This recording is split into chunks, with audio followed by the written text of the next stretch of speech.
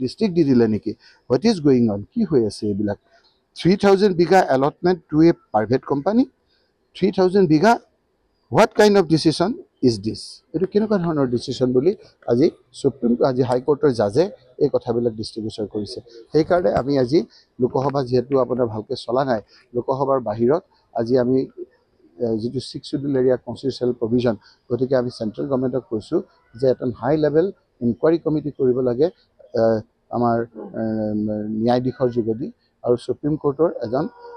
cheating জাজ দি তাৰ তত্ত্বাৱধানত ৰাখি এইটো কৰিব লাগে যে আমি কোৱা কথাখিনি সত্য হয় নে নহয় সঁচাকৈ 3000 বিঘা মাটি দিছে নে নাই গতিকে এই কথা বতৰাবিলাক আজি 3000 বিঘা মাটি কৈছোঁহে এতিয়া তথ্য ওলাইছে কাৰ্বি আংলঙতো আপোনাৰ হাজাৰ বিঘা মাটি 50,000 বিঘা ট্ৰাইবেল লেণ্ড এতিয়া আদানী আম্বানীকে আদি কৰি